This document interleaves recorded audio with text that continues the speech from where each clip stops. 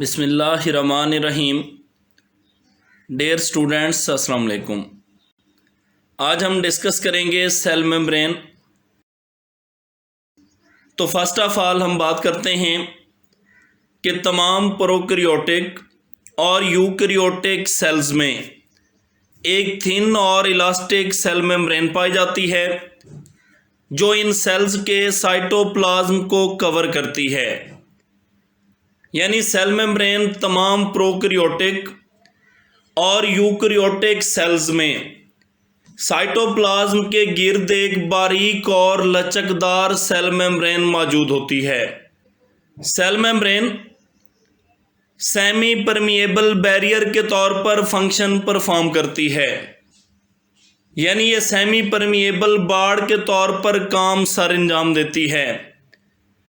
Semi permeable barrier mean allowing a very few molecules across it while fencing the majority of chemicals inside cell।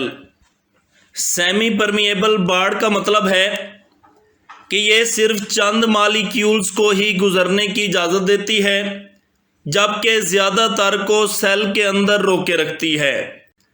अब इससे benefit क्या होता है? इस तरह सेल मेम्ब्रेन सेल की इंटरनल कंपोजिशन को मेंटेन रखती है, यानी सेल की अंदरूनी कीमियाई साख्त को बरकरार रखती है। इस वाइटल रोल के अलावा सेल मेम्ब्रेन दूसरे सेल से आने वाले केमिकल मैसेज को भी सेंस करती है, यानी दूसरे सेल से आने वाले कीमियाई पैगामात को भी वसूल करती है और अदर सेल्स को भी आइडेंटिफाई करती है, यानी दूसरे सेल्स की भी शिनाख्त करती है। अब हम इसकी स्ट्रक्चर देखते हैं। अगर केमिकल एनालिसिस किया जाए, यानी कीमियाई तज्जिया किया जाए, तो उससे मालूम होता है कि सेल मेम्ब्रेन बुनियादी तौर पर प्रोटीन्स और लिपिड की बनी होती है और इसमें स्मॉल क्वांटिटी में कार्बोहाइड्रेट्स भी पाए जाते हैं।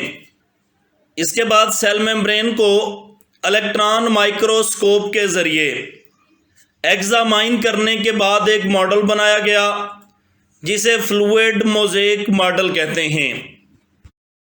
अब हम देखते हैं कि फ्लूइड मोज़ेक मॉडल किसे कहते हैं।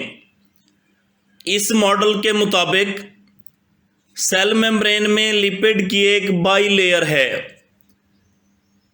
यानी सेल मेम्ब्रेन में लिपिड की एक दोहरी तय है जिसमें प्रोटीन के मॉलिक्यूल्स एम्बेडेड होते हैं, यानी जिसमें प्रोटीन के मॉलिक्यूल्स धंसे होते हैं।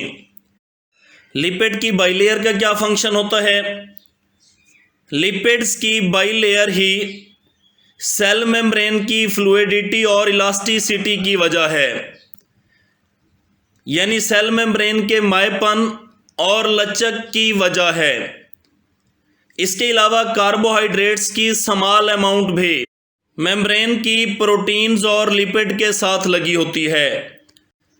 अगर हम यूकैरियोटिक सेल की बात करें तो यूकैरियोटिक सेल्स में लिपिड्स की बाई लेयर के अंदर कोलेस्ट्रॉल भी पाया जाता है। इसके अलावा यूकैरियोटिक सेल में कई organelle, for example mitochondria, chloroplasts, Golgi apparatus and endoplasmic reticulum, ये सब ऑर्गेनेली सेल मेम्ब्रेन्स में लिपटे होते हैं। अब हम एंड पे सेल मेम्ब्रेन और प्लाज्मा मेम्ब्रेन में डिफरेंस देखते हैं। When we talk about all the membranes of cell we call them as cell membranes. जब हम सेल की तमाम मेम्ब्रेन्स का जिक्र करते हैं तो इन्हें सेल मेम्ब्रेन कहते हैं। When we talk about only the outer membrane of cell we call it as plasma membrane. यानी जब हम सिर्फ सेल की बैरूनी मेम्ब्रेन का जिक्र करते हैं तो इसे प्लाज्मा मेम्ब्रेन कहते हैं। यह था आज का हमारा टॉपिक। अल्लाह हाफिज़।